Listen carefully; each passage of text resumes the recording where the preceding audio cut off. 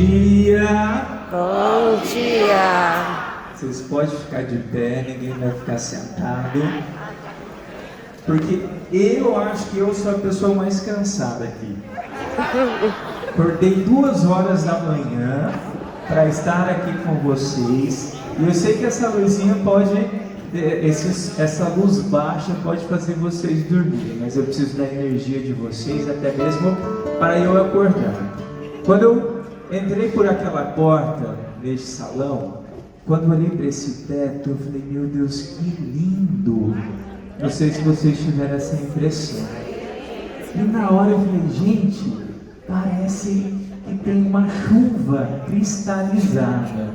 E aí eu falei, gente, é uma chuva de graças, né? Porque hoje é um dia de muita graça para nós, é um dia que Deus quer derramar bênçãos na nossa vida. Eu já até combinei aqui com o coral, a gente vai pedir essa música para eles, vamos explorar. Mas eu quero com bastante alegria, com bastante energia nas palmas, tá bom?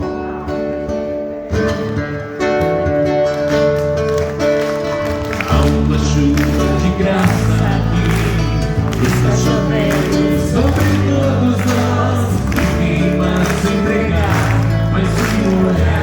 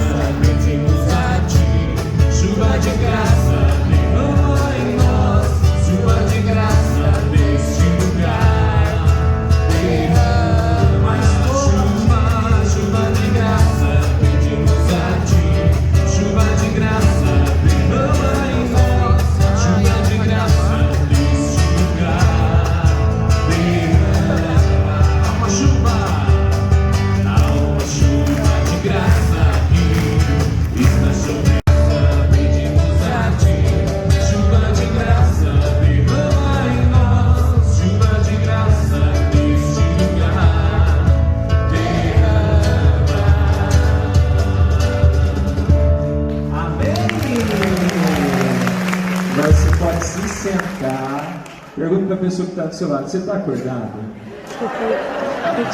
Acho que eu vou... Porque esse padre vai falar bastante, né?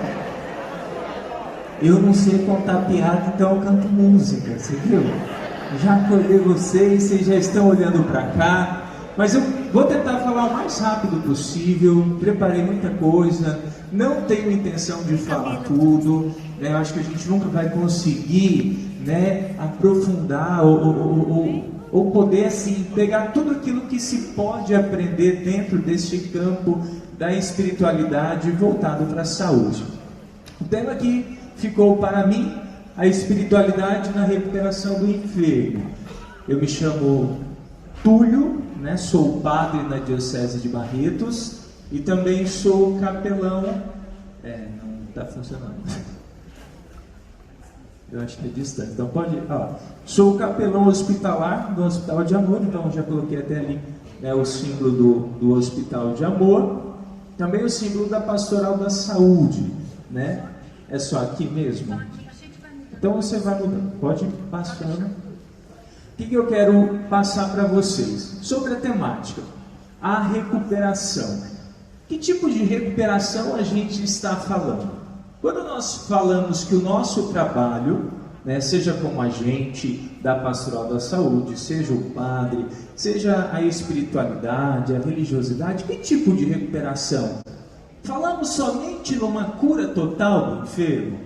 Então, se não tem a cura total, não tem ali a espiritualidade foi fraca, se não tem a cura total, o paciente não teve fé, se não tem a cura total, né? Quem rezou também não foi muito bom.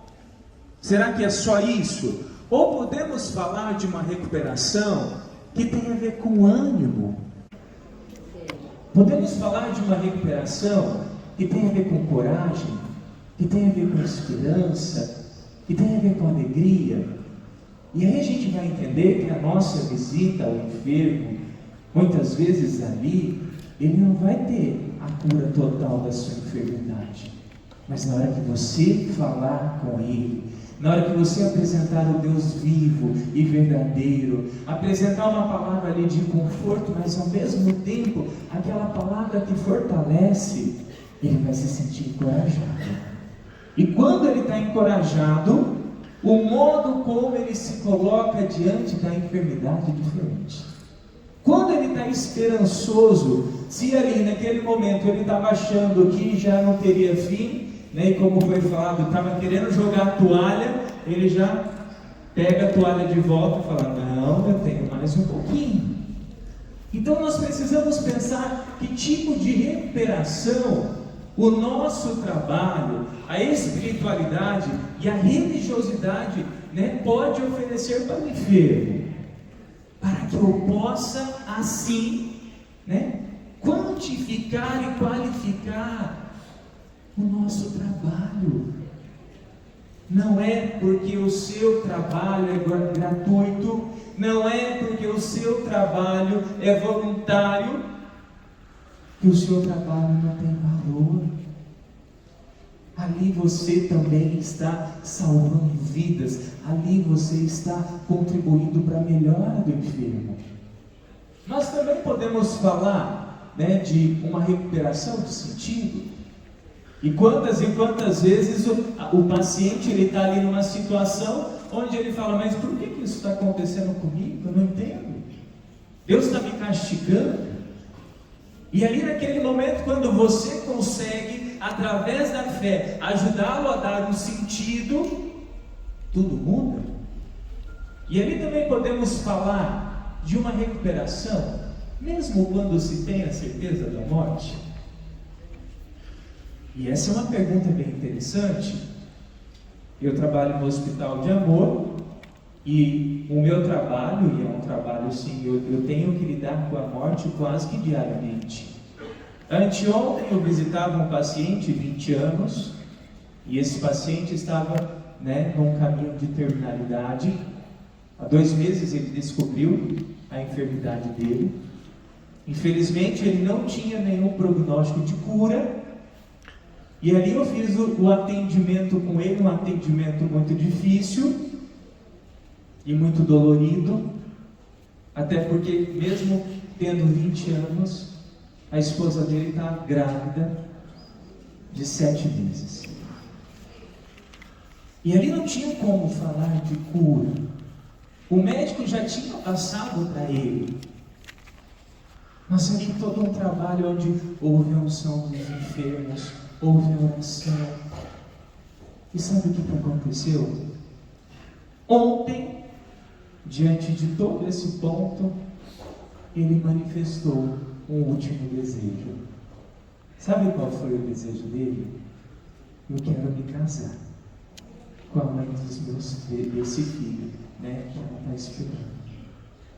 Nós, do Hospital de Amor, organizamos rapidamente, foi muito rápido, e quando a gente faz com tanto amor, e teve buquê, teve vestido de noiva, teve o bolo, teve refrigerante, tudo dentro do quarto. Tudo dentro do quarto. Eu brincava, porque o que estava mais demorando era o buquê. Eu falei, gente, no meu tempo de padre, eu já esperei padrinho chegar, madrinho chegar, já esperei a noiva chegar, mas eu nunca esperei o buquê. Foi a primeira vez que eu esperei o buquê. E ali, às 14 horas, nós realizamos ontem o casamento desse jovem. Nesta madrugada, ele faleceu. E aí a gente está falando da recuperação. Mas eu não sei se você percebe, por mais que é muito dolorido entender a morte, aceitar a morte, mas o trabalho da pastoral da saúde, o trabalho da igreja, ali foi realizado e possibilitou ele naquele momento viver algo muito especial. E aí então, né, para quem que eu estou falando? E por que eu coloquei essa pergunta? Porque essa temática eu acabo dando lá na faculdade de medicina para curso de pós-graduação, de equipe multi, psico-hospitalar, enfermagem, né? E quando eu vou falar para esses profissionais, muitas vezes eu fico ali preso na parte científica para provar que a ciência já tem ali concretamente que a saúde, a espiritualidade, ela traz um efeito benéfico no tratamento do paciente. Mas quando eu estava preparando esse material, eu falei, ufa, aqui eu não preciso provar nada. Porque se vocês estão aqui, é porque vocês já sabem que isso acontece. Se vocês estão aqui como agentes da pastoral da saúde, vocês já fizeram a experiência desse amor de Deus, já sabem o tanto que Deus pode realizar na nossa vida, e por isso eu não preciso provar que Deus cura, que Deus salva, que Deus liberta. Eu não preciso provar que a oração ali fortalece, ampara e traz o aconchego. Então é para vocês que eu hoje estou falando. E por que eu falei isso? Porque esse já é o nosso trabalho. E eu gosto muito porque lá no Hospital de Amor nós temos uma filosofia. A nossa filosofia é que todos ali são médicos. Todos somos médicos. Porque todos nós estamos salvando vidas. Aquele que faz a limpeza está salvando vidas. Aquele que está trabalhando lá na parte administrativa está salvando vidas. Eu, como padre, também estou ali salvando vidas. Os agentes da pastoral da saúde que trabalham comigo estão salvando vidas. As irmãs que trabalham comigo, porque lá nós temos as pequenas missionárias de Maria Imaculada, né? Elas também estão salvando vidas. E aí então, podemos passar? Quando nós pensamos nisso, nós começamos a entender, e eu quero que você saia daqui entendendo a importância do teu trabalho. Eu quero que você saia daqui entendendo isso. Que o seu trabalho, mesmo sendo voluntário, mesmo sendo gratuito, ele é importante porque salva vidas. E aí então, nós precisamos pensar, porque se nós falamos da recuperação, nós precisamos entender o que é saúde, né? Então a Organização Mundial de Saúde vai definir a saúde como um estado completo de bem-estar físico, mental e social. Não apenas a ausência de doença, a ausência de enfermidade. E aí depois pensou-se, né? Mas será que não dá para acrescentar também aí um estado, um bem-estar que também seja voltado para o espiritual? E a partir desse momento começou-se um grande número de pesquisas. Se vocês forem procurar, a ciência ela já se debruça sobre a realidade da espiritualidade e religiosidade há muito tempo. No final, se der tempo, eu vou passar várias provas disso. Podemos passar? E aí, eu coloquei algumas concepções de saúde só para a gente tentar pensar na saúde de maneira integral. Porque nós vamos pegar a saúde muitas vezes vistas de pontos. Então aqui já apresento o ponto vitalista. A saúde, ela é voltada para o bom funcionamento dos órgãos. Onde ter saúde é quando você está explodindo, né, de saúde. Só que quando você pensa nisso, o envelhecer ele entra como algo patológico. Por quê? Porque você está perdendo saúde. Será que isso que é saúde mesmo? Né? E aí a gente vai ver as pessoas querendo usar todos os procedimentos estéticos, né? Porque não pode mostrar que está envelhecendo. Nós temos também, né, um outro ponto que é a égica, né? Onde, neste caso, A saúde, ela é voltada para o trabalho. O importante é que ele tenha força para trabalhar. Então você tem que dar toda a condição para ele trabalhar. E não estou importando com o restante, desde que ele trabalhe. Será que é isso? Né? Passando para o próximo, nós vamos ver um outro ponto também, que é psicológico. Né? Então, nós não estamos mais olhando para o físico. Né? Mas e a parte mental? E a parte emocional? E o estar bem? O sentir-se bem? Né?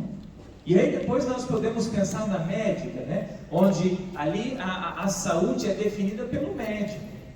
O médico vai dizer se tem ou se não tem saúde. O médico que está ali para dizer, olha, eu estou vendo todos os seus exames, aqui você não tem nada. E às vezes a pessoa está vendo o médico e fala, doutor, mas eu estou sentindo dor. Não sei se você já passou por isso. E aí a pessoa sai mais frustrada ainda. E quando ali você não sabe o que é, pode ser então, a gente usa às vezes, isso daí é uma virose, vocês já ouviram isso? Ou também, porque eu também sou psicólogo, né? E às vezes chega no meu consultório, algumas pessoas dizendo, olha, eu vim aqui porque o médico disse que é psicológico. Não, né? Mas aí nós podemos passar. Eu quero que, quando nós pensamos na saúde, nós vamos ter 3 níveis de realização, onde o primeiro é o estar bem. E você entende que o estar bem está voltado para o corpo, né? Meu corpo está bem. É interessante que a gente está bem quando o corpo não fala, né? Se meu pé agora começar a falar, a sentir dor, eu já vou sentir que ele não está bem. Eu sei que ele está bem porque eu não estou nem sentindo ele, não é? Né? A gente vai saber que a gente tem um membro quando a gente começa a sentir, vixe, né? Nossa, estou com uma dor de cabeça, né? Tem gente que agora só está com dor de estômago, mas é fome, não é doença, tá bom? É fome. Um outro ponto, um outro nível, é o sentir-se bem, né? Onde você sente. Sabe quando você está se sentindo bem, né? Você acorda bem, dentro de você tem uma energia boa, né? Você sente, é do sensível. Quando nós pensamos do sensível, nós também pensamos do sentimento, da emoção. Mas também temos um outro nível que entra o ser bem. Não é mais o corpo, é a pessoa, né? É como o ser humano, ele se sente realizado. E aí talvez a gente vai conseguir encaixar a espiritualidade, né? Aquilo que dá sentido, aquilo que dá significado, aquilo que nos faz verdadeiramente entender o nosso ser. Trabalhar a saúde, trabalhar a recuperação do enfermo, é podermos trabalhar esta integralidade. Às vezes aquele paciente diante daquele médico, ele está sendo visto somente no corpo. Às vezes diante do psicólogo, ele está sendo visto apenas na mente. Mas aquele indivíduo, ele precisa ser visto no todo. Mas corre-se o risco também de nós só vermos, né, a espiritualidade. Eu não estou vendo nem corpo nem mente, eu estou vendo pela fé. E às vezes, vendo pela fé, eu corro o risco também de fazer coisas erradas. Eu lembro de uma situação, né, lá no nosso hospital, nós vivemos uma época, quando eu cheguei, não tinha uma determinada organização de que profissional podia entrar para falar lá com o paciente. E entrou um pastor, né, sei lá, não querendo falar mas era uma pessoa ali que você via claramente que não era qualificada. E digo que eu tenho pastores qualificados que atuam lá, e que bom, porque cada paciente ele precisa ser atendido na sua fé. Lá no hospital também defendemos isso. Mas acontece que esse pastor, ele foi lá visitar, a pessoa que era da fé dele, e o menino tinha um câncer na cabeça, mas um tumor, onde ele tinha assim, era como se ele tivesse uma segunda cabeça. E ele era um paciente terminal. Sabe o que ele disse para aquela mãe? Que o filho dela estava morrendo porque ela não havia dizimado na igreja. E que se ela dizimasse tudo aquilo que ela tinha na conta dela, E aí ele até citou o TFD, que é aquele transporte que é oferecido, aquele dinheiro para transporte, aquela ajuda do governo. Aquela criança seria curada. Você entende? Ele não está vendo tudo. E por isso falou um monte de baboseira, que por fim a equipe médica me chamou, e por mais que a pessoa não era católica ali, eu pude abraçá-la, pude acolher e pude dizer: olha, Deus ama teu filho e ama você. Talvez a gente não vai entender o porquê de tudo isso, mas o que eu quero que você entenda é que Deus tem um amor muito grande por vocês dois, e você não tem culpa nenhuma. Aquilo trouxe conforto. Mas, passando mais um pouco, eu coloco sempre esse exemplo, porque antigamente nós vivemos na evolução, uma vida que era explicada primeiro pela religião, Então a religião era detentora de uma ciência, não ciência, mas que explicava tudo, mas depois a psicanálise, a psicologia foi tentar também definir a vida, com o olhar para a mente, a genética, por sua vez, a medicina, com esse olhar para o corpo. Pode passar? Mas o que tudo isso tem a dizer? Que nós somos corpo, mente e espírito. Nós somos um tripé. Você é um tripé. E se você cuidar só do seu corpo, talvez você vai ficar igual um saci pererê. Não é verdade? Se você cuida também da tua mente, você já tem ali um equilíbrio, mas ainda você pode cair, E ali o tripé é você poder cuidar do corpo, da mente e do espírito. E aí entra então este ponto onde eu quero também trazer para vocês o que é religião, o que é espiritualidade, o que é religiosidade. Então, religião é o quê? É um sistema de crenças, Quando nós pensamos, é onde acontecem os ritos, é onde tem as normas, é um conjunto de leis.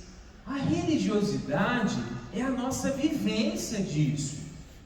Quando eu vivo cada uma dessas normas, daquilo que compõe a minha religião.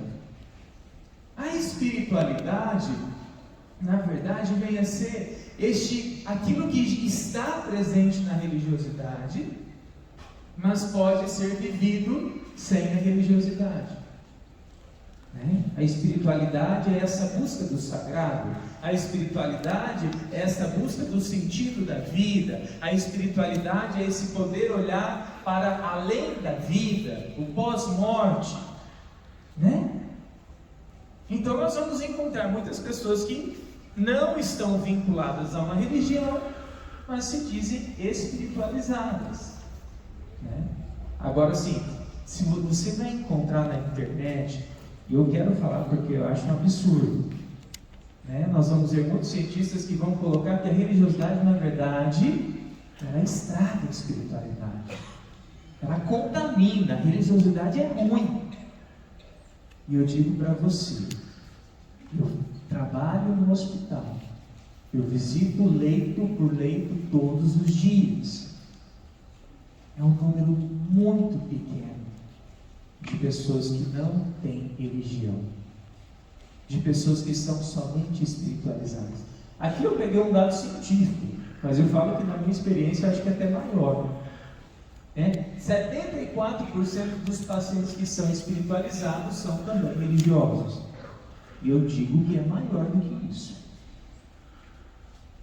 E é tão interessante porque diante do paciente espiritualizado você tem uma dificuldade ali de trabalhar. Porque na verdade ele não se sente pertencente. A religião, nos dá senso de pertença. Podemos passar para o próximo. Mas eu quis colocar isso só para vocês entenderem um pouco sobre religiosidade e espiritualidade. Por mais que o tema é a espiritualidade na recuperação do enfermo, eu quero que vocês entendam a espiritualidade e a religiosidade na recuperação do enfermo.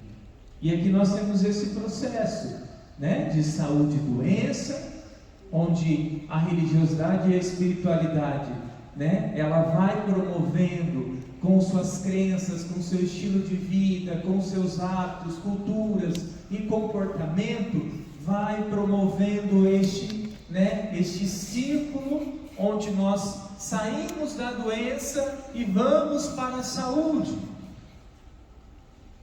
E vice-versa, às vezes a gente está ali na saúde, a gente acaba indo para a doença também.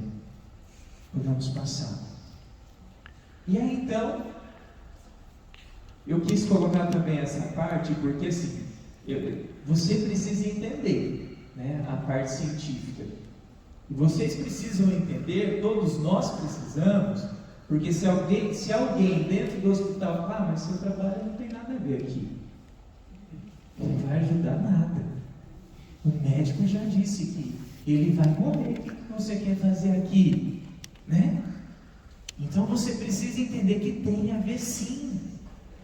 E é tão interessante que no nosso cérebro tem uma parte que é ali no córtex pré-frontal. Lá é o ponto onde a gente fala que é o ponto da oração, onde eles conseguiram ali, por exames, as pessoas em oração, perceber qual é a área do cérebro que está funcionando. E é interessante que lá é conhecido também como ponto de Deus. Nada é coincidência, tudo é deusidência. Vocês já ouviram essa expressão? Não é coincidência não, é coisa de Deus. Deus tem um jeitinho, gente. E ali então, nós podemos falar que ali é o ponto onde tem a gratidão, a empatia, a socialização, a fé. E tudo isso gera bem-estar. Passando mais um pouquinho, a gente vai perceber que quando tem um estudo que fala que quando a gente começa a praticar mais a oração, nós melhoramos não só o poder de decisão, a empatia e a gratidão. E além de tudo, tem um aumento da massa encefálica e é comprovada pela ressonância magnética. Não vou colocar vocês na ressonância para ver o tamanho da massa de vocês. Mas eu espero que vocês tenham bastante massa encefálica. Não só um tic-teco aí dentro, não é? Está falando. A oração promove isso. E você entende que ter este conhecimento não é somente para ajudar o paciente, mas ao mesmo tempo é para poder nos ajudar nas situações da nossa vida. Tanto a fé como a fé como a religião são unânimes. A oração faz muito bem para o cérebro. A oração faz muito bem. Então, se você tem uma vida de oração, isso está trazendo para você um bem enorme. Um bem enorme. Podemos passar para o próximo, religiosidade e espiritualidade. Gente, teve uma pesquisa, porque eles começaram a perceber o quê? Que as pessoas, quando estão vivendo momentos difíceis na vida, elas têm uma tendência a buscar mais a Deus. Isso foi percebido quando Foi percebido quando aconteceu o furacão Katrina, que aquela população que sobrou, que precisou se reinventar, reconstruir as suas cidades, de repente elas estavam ali, com uma vivência de oração muito maior. Foi percebido também no evento das Torres Gêmeas, do 11 de setembro, onde até aquela realidade chocou tanto, que as pessoas começaram a se voltar mais para Deus. Também já havia sido percebido em situações de guerra. Nós podemos falar que tivemos um momento muito clássico, até que já falamos hoje, a pandemia. Quantas pessoas que não iam na missa, de repente estavam lá ajoelhada diante de um celular, rezando pela internet. Eu celebrava as missas, nossa missa virtual, nunca tinha imaginado que eu ia rezar uma missa sendo transmitida por um celular. E tinha dia que eu tinha mais gente ali, porque a minha capela lá no hospital é pequena, e eu tinha no celular 600, 700 pessoas assistindo. E até hoje a gente tem, se vocês quiserem acompanhar, tem um programa, eu vou fazer merchan, tá? Depois o seu Gilberto explica comigo, mas chama Cuidados para Acalmar a Alma. Está no YouTube, eu não tenho um canal meu, mas é o canal do Hospital de Amor. E é sempre uma fala voltada para os pacientes, tá? Você entra lá no YouTube, se inscreve lá no canal, YouTube Hospital de Amor, você vai acompanhar todos os dias. E por quê? Porque foi percebido que existe uma conexão entre momentos difíceis e a busca, da religião. Podemos passar. Talvez você esteja até se perguntando, olhando para a tua vida, nossa, Padre, é verdade. Quando eu estava com aquele problema, eu rezei mais. E eu brinco que tem um povo que tem a reza do desespero, Não é a reza da conversão, não. Eu conheço, eu já sei identificar. Tem a oração do desesperado, e eu brinco lá no hospital, que eu falo assim, aquele que vem, está fazendo novena, trezena, e está rezando 3, 4, 5 terços por dia, nunca fez isso, é do desespero. Tem que esperar, porque o que acontece? Recebe a cura, vai embora. Mas a oração verdadeira é aquela que a conversão ela acontece e ela se torna fiel. Ela não vai rezar só no desespero, ela não vai rezar somente no problema, ela vai encontrar Deus no problema, mas ela vai permanecer com Deus. E aí eu fui separando pontos só para vocês entenderem e para ficar bem guardado dentro de vocês. Em que a religiosidade e a espiritualidade ajudam na recuperação do doente? Primeiro ponto, ajuda no enfrentamento da doença. Quando ele está ali, e ele está bem assessorado, ele tem esse suporte da fé, ele vai buscar a solução para os problemas em Deus. E aí acontece a busca do milagre, a busca da graça, da bênção. Vai buscar em Deus. A espiritualidade e a religiosidade ela é resiliente. Não sei se vocês entendem, mas a resiliência ela entra como superação. É a tua capacidade de superar aquela situação, de você não perder as suas forças, mas ali de você se animar e falar, não, eu vou vencer, mas é um câncer, mas eu vou vencer, eu tenho Deus, eu confio em Deus, eu acredito na ciência, nos médicos. E é interessante que tem pessoas que sem fé, quando se vê nessa situação, ela vive o verdadeiro desespero. Ela não tem aonde se apegar. Mas quando ela tem fé, ela se sente. Eu lembro de uma vez que eu passei no quarto, uma senhorinha, e eu tenho o costume de sempre conversar com a equipe, perguntar um pouquinho sobre o caso. E era uma senhorinha e os médicos assim, ela está muito.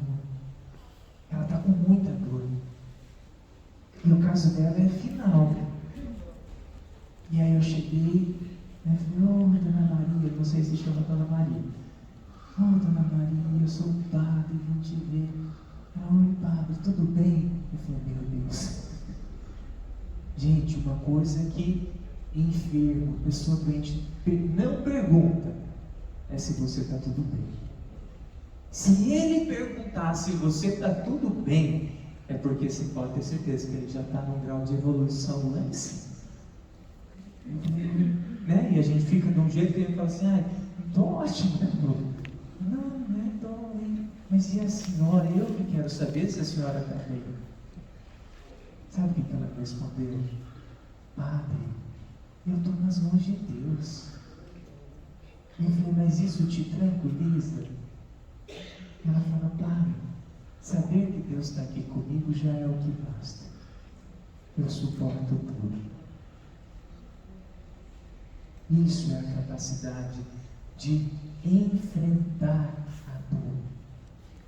Ela não tinha uma dor diminuída nem pela medicação. Ela não tinha recebido uma cura e não sairia dali curada.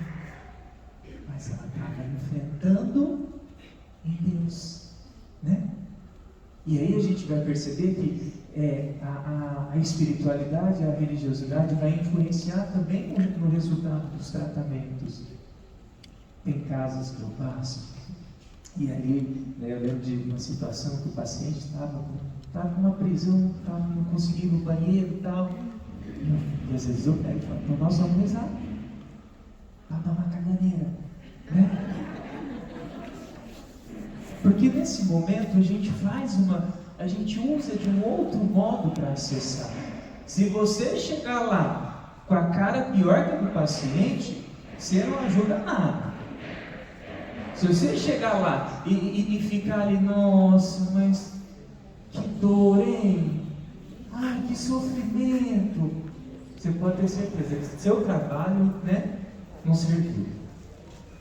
E ali então, né, eu fiz a oração e tal. E é engraçado que depois, porque assim, o hospital é muito grande, a gente tem mais de 380 leitos de um hospital, do outro hospital que eu cuido, também tem, né, são vários leitos, né, só para vocês entenderem. Então, eu vou passando por dia num departamento, no outro departamento. E aí eu encontrei a acompanhante, padre, você não acredita? Ai, mas tua oração foi boa, viu? Eu falei, por quê? Deu uma caganeira? Nossa, ela foi no banheiro umas 5, 6 vezes. Né? Tem caso que tem ali, a gente faz a oração e, tipo, não estava com previsão de alta, de repente a pessoa tem alta. E é engraçado que as pessoas chegam e falam, nossa, eu queria te agradecer, porque a tua oração. Aí sabe o que eu falo? A gente tem que agradecer a Deus. Vamos lembrar o que Jesus sempre falava quando ele curava alguém? Ele falava, ó, eu sou bom, viu? Eu te curei. É assim que Jesus falava? Ele falava, vai em paz, porque a tua fé te curou. Eu falei, então é a tua fé. Você está de parabéns. É a tua fé. Que Deus aumente a tua fé a cada dia para enfrentar tudo isso. Isso que ajuda no enfrentamento. Podemos passar para o próximo. Um segundo ponto, que o padre já ia começando a falar. Ele dá senso de comunidade e estilo de vida. É comprovado que pessoas que participam de uma religião, eles vivem até mais, né? Pessoas que frequentam a igreja vivem 7 anos a mais, tá? Então, é verdade. E isso equivale ao impacto, né, de uma pessoa parar de fumar. Então, quando você olha esses cabelinhos brancos de gente que está aqui, é fruto de oração, tá? É fruto de oração, é por isso que eu já estou rezando desde cedo. Eu olhei para o Padre João hoje e falei, oh meu Deus, eu vou chegar lá, se Deus quiser. O inferno não vai me querer, o céu também não, deixa mais um pouco. É fruto de oração, não é que Deus não quer não. Mas quanto mais a gente ora, mais a oração nos ajuda a termos também essa vitalidade, né? E aí uma das coisas que acontece também, quando a gente participa da igreja, muda o estilo de vida. Você chega na igreja, se ali é fumante, se ali pode ser alcoólatra, você pode ser dependente químico, químicos, na recuperação. Qual a ferramenta que eles mais utilizam? A oração. A maioria, se você pegar, ou é de católico ou é de evangélico. E eles mudam. E se eles não têm essa ferramenta, não conseguem. E a gente também muda. Com certeza, se você viveu o tempo antes da igreja, né? Tem um pouco que é antes de Cristo, depois de Cristo. A gente é antes da igreja, depois da igreja. Depois que esse tempo de antes, quando você voltou para a igreja, você já mudou bastante. Se não mudou, tem que levar uma surra, né? Eu brinco, eu falo que assim, o cristão que está empacado é aquele que continua igual. E o desempacar não é rezar mais. O desempacar é a mudança de vida. É se tornar uma pessoa melhor. Uma das coisas que eu luto a cada dia na minha vida é para cada dia eu me tornar uma pessoa melhor. Não estou buscando, eu quero rezar 10 terços no dia. Não. Mas Senhor, me ajude a ser melhor. Ainda falava hoje, né, de deixar o amor. No hospital eu falo que em cada coração que Deus coloca ali no meu caminho, eu quero deixar uma gotinha de amor. É um pouco do meu amor, mas misturado com o amor de Deus. Porque eu não vou falar de mim, eu vou falar de Deus. Mas só que ali eu sou este rosto de Deus.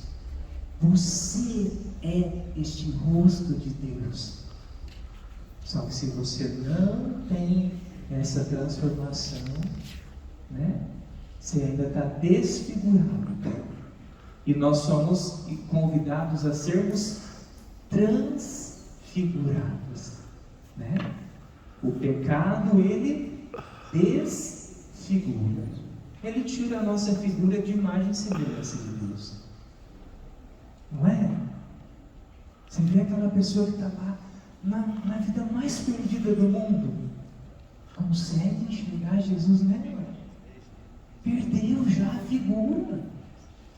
Mas aí é convidado a essa transfiguração. Mas vamos passar que o Pai já está mudando. Promove emoções positivas, isso eu não tenho dúvida, né? Quando a gente vive uma fé e vive na sua integralidade, na religiosidade, na espiritualidade, o amor ele aparece, a esperança ela aparece, e como a esperança ela é importante, a alegria, né? Às vezes o paciente chega para mim e fala, Padre, eu não consigo, nossa Senhora, até medo. Gente, não olha no relógio agora, não. Se sua barriga roncar, você fala, não, é coisa da tua cabeça. Tá? Por favor, só para eu conseguir ir um pouquinho. Tá? Tem mais uns 10 minutos, eu vou correr. Pelo menos os pontos eu quero falar. Né? Mas a pessoa fala, Padre, que alegria! Como que eu vou ter alegria? Olha o que eu estou vivendo. E eu falo, se você está esperando ter uma vida sem problema para ser feliz, morre. Morre. Isso não vai acontecer. Isso não vai acontecer. Acontece com você? Não acontece. Na verdade, a gente vai ter que aprender. E por que a alegria do cristão é diferente? Porque a nossa alegria é em Deus. A minha alegria é saber que eu não estou sozinho na minha luta. É saber que a cruz está pesada, mas Jesus está me ajudando a carregar. Essa é a minha alegria. Não é ausência de cruz. E ali então temos alegria, compaixão, fé, reverência. Por quê? Quando a religiosidade, a espiritualidade associada à saúde gera uma qualidade de vida porque evocam emoções. E o que acontece? Quando nós temos essas emoções positivas, elas contribuem para o sucesso da espécie.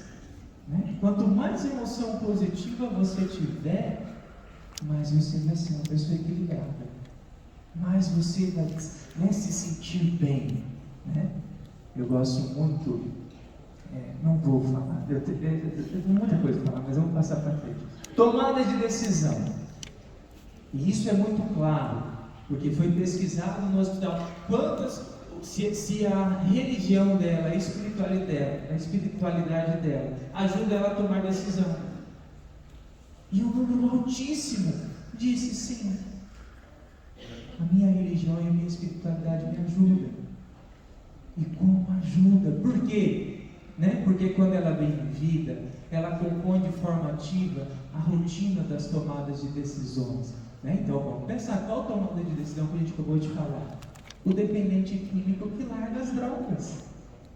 Tomou a decisão por quê? Por causa da fé. Por aceitar Jesus. Promove a recuperação e a melhora. E também ajuda no processo de aceitação. Quantas e quantas vezes nós vamos encontrar pessoas que o problema maior, o sofrimento maior, não está na doença, está na aceitação. Ela não aceita. E ela não aceita porque ela não entendeu. Ela não entendeu. Ela ainda está enxergando aquilo como um castigo, ela está enxergando aquilo como um abandono de Deus, ela está enxergando ali como um Deus que não existe, ela está enxergando aquele sofrimento, ou às vezes até mesmo como um Deus que não a ouve. Mas ela não conseguiu aceitar e entender que Jesus nunca disse que quando nós passamos a ter fé, a gente vai ser colocado numa redoma de vida. Está na Bíblia isso? Não. Tem gente que pensa que é assim, padre. Eu lembro de uma mulher, e ela se revoltou tanto com Deus, que o marido era ministro da Eucaristia, e ele tinha câncer, e por fim ele faleceu, mas até o final, aquele homem, ele manteve a sua fé. E aí, em conversa com ele, ele fala: cara, eu não sei o que aconteceu com a minha esposa, porque ela também era ministra, mas ela se revoltou, porque Deus havia abandonado ela. O marido dela não merecia aquilo.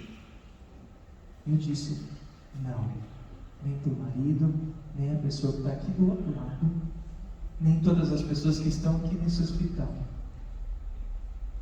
A dor não é merecimento, mas a dor faz parte da vida. Quando nós aceitamos o viver, é igual ao casamento. Vocês acham que a dor que o padre faz vocês quando casam, prometer amor e fidelidade onde? Na alegria, na saúde.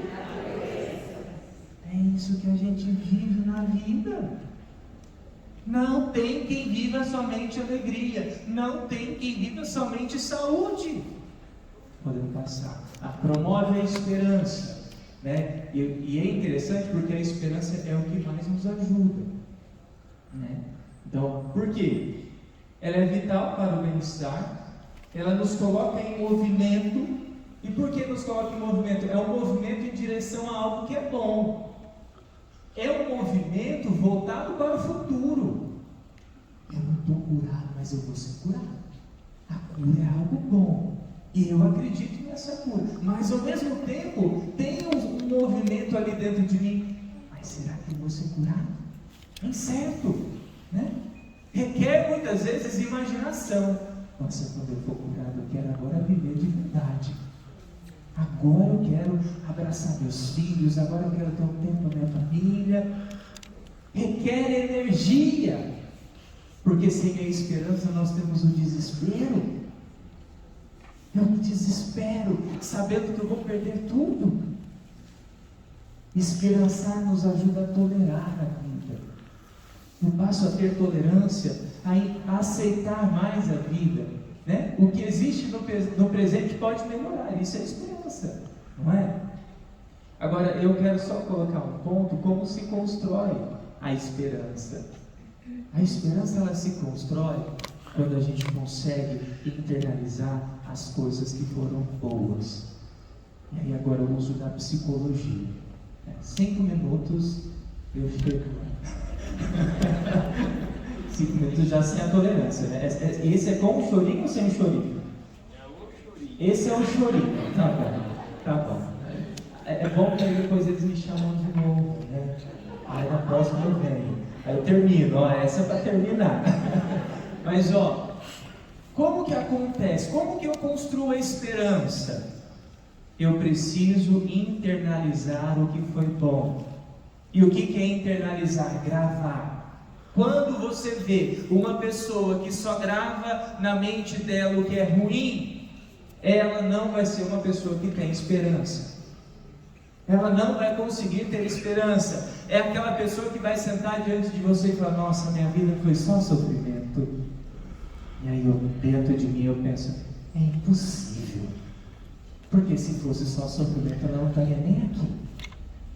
Mas o que acontece então? Ela nunca conseguiu registrar dentro dela o que é bom. Vocês já viram aquela fala, né? As coisas boas você tem que lapidar em pedras, porque faça chuva ou faça sol, aquilo nunca se acaba. As coisas ruins você tem que escrever na areia da praia, porque vem a onda do mar e leva.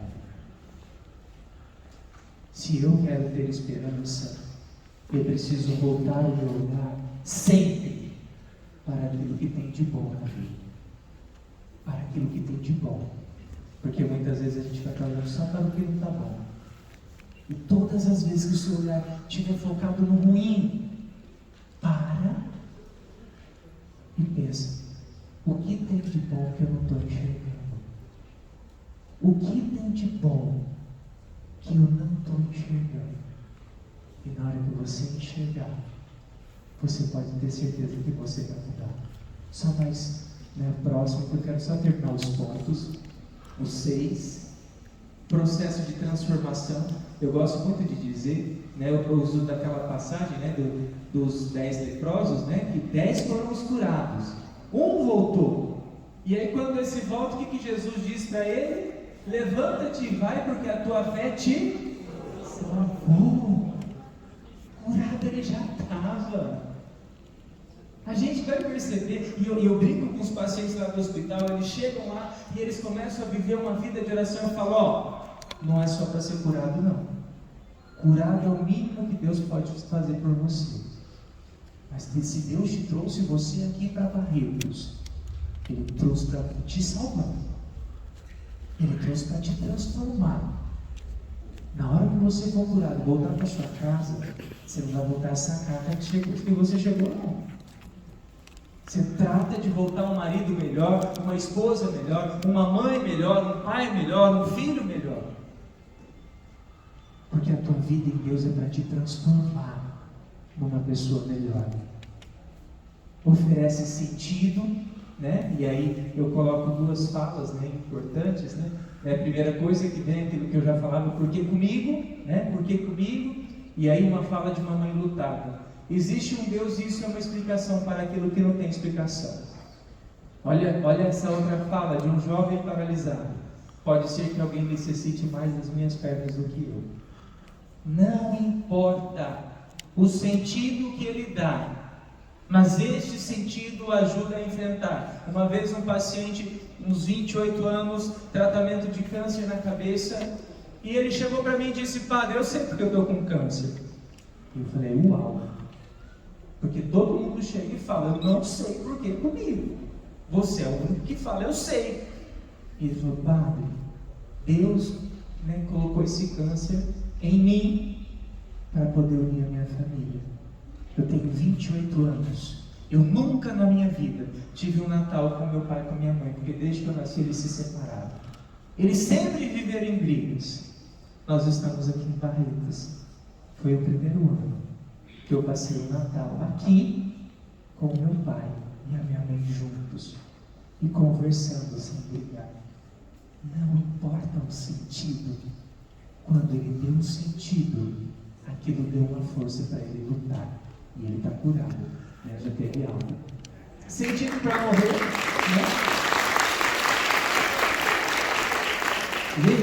Eu tenho tanta história bonita que eu ficaria aqui até as 4 da tarde, não posso. Bonito e triste, mas eu falo assim, quando eu falo sentido para morrer também, né? Eu falo, às vezes as pessoas falam, como que você dá conta de lidar com tanta morte? Tem dia que 3, 4 pessoas morrem no mesmo dia, e eu preciso estar ali, segurando a mão de uma mãe, segurando a mão de uma esposa, né? Segurando a mão de um filho. Sabe por que eu consigo? Porque eu não olho para a morte como derrota, eu olho para a morte como vitória. O meu olhar para a morte é esse olhar que eu quero e eu tento passar cada vez mais para os pacientes. A morte não é o fim, mas a morte é o começo de uma nova história de Deus. Todos nós aqui iremos morrer, eu irei morrer. E eu tenho certeza que no momento que eu morrer, se pessoas estiverem chorando, eu ainda brinco. Falo, ó, vocês podem chorar de saudade, mas vocês não choram de pena, porque eu vou estar bem, vocês que não vão estar, né? Eu já vou estar lá, ó, cara a cara, tete a tete com Jesus, falar, ó, te segui, te amei, agora eu posso te abraçar, né? É isso que a gente precisa pensar. Sentido para o morrer? Tem o próximo? Não sei. E o sentido para a dor? Eu gosto muito dessa frase. A terceira e a sétima é a mesma frase, vou ler só a sétima. São diferentes, né? O homem não é destruído pelo sofrimento, mas destruído pelo sofrimento sem significado, né? O que traz a dor não é o sofrimento, mas é um sofrimento que não tem significado. Quando aquele sofrimento tem um significado, ele vai viver a dor física, mas ele não vai viver uma dor além da física. Assim, de pessoas que eu atendo no hospital, que a dor física está anestesiada, porque tem morfina, tem tramal, tem tudo isso, mas ele não consegue anestesiar uma outra dor, que é a dor de não ter dado ali um significado para aquilo, né? Aqui eu vou tentar diferenciar, pode só passando o que é sofrimento físico, sofrimento espiritual, né? Pode passar, não vou falar. Pode passar também. Eu acho que vai ser. Aqui eu só coloco esse ponto, eu acho importante, né? Que a doença tem um sofrimento, né? Pode ter um sofrimento. A espiritualidade dá um sentido. E ali então você consegue dar um significado para aquilo que te leva a uma superação. Use isso para a sua vida. Os teus sofrimentos estão aí porque você ainda não conseguiu chegar num significado e numa superação. Podemos passar? Aqui eu parto da Sagrada Escritura, que Jesus pede para a gente visitar os doentes, o sacramento da unção dos enfermos, que é essa fundamentando o porquê do padre, né, ungir com óleo, mas podemos passar. Pode pular, tem bastante coisa, pode pular também, né? Aqui é uma lei onde o capelão, no Brasil, ele não é reconhecido como uma profissão. E eu tenho a graça de trabalhar no hospital onde o capelão é mantido pelo hospital. Entende? Eu faço parte da equipe multi. A equipe multi ali me comunica, me solicita, me chama. A gente vê muitos hospitais que não tem isso, né? Parece que quem é capelão, quem é da pastoral da saúde está ali, né? Fazendo um servicinho, enxugando gelo. Mas é reconhecido por lei. Lá no exterior, eles fazem parte da equipe multi. Podemos passar. Aí são os pontos que a religiosidade e a espiritualidade impacta na saúde, né? O que ele faz de bom. E aí vai chegar aqui, são todas, depois assim, vai ficar aqui, eu não sei se vocês vão passar para o pessoal. Gente, só de olhar esses slides vocês vão ver. Pesquisas científicas que mostram que quem reza tem pressão arterial menor, tem menos tempo de internação, tem expectativa de vida maior, e por aí vai. Ou seja, isso eu uso para quem não tem fé. Vocês têm fé, então nem precisa passar mais do que isso. muito obrigado, e que essa palavra possa te ajudar e te estimular a fazer com mais amor aquilo que você tem feito, a lutar por essa pastoral, né? E fazer crescer ainda mais, para que mais pessoas também possam chegar ao significado da sua dor através da sua visita, através do seu rosto de Jesus. Tá bom? Muito obrigado.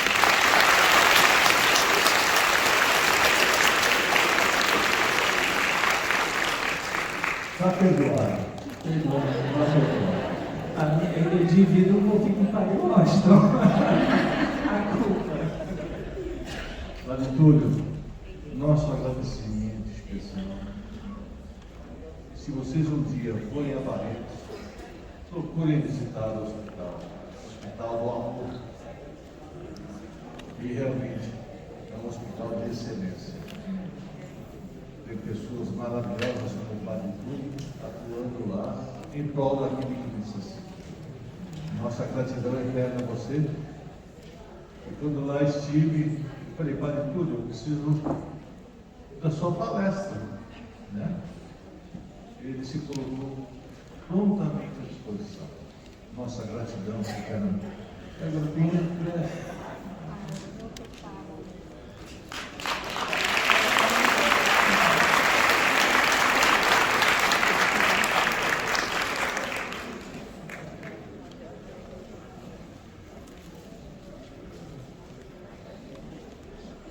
Muito obrigado. E agora vocês, nós vamos dar um breve intervalo. Eu tenho que dar uns avisos também, viu? Tem avisos paroquiais? Paroquiais. Tem também? Avisos pastorais.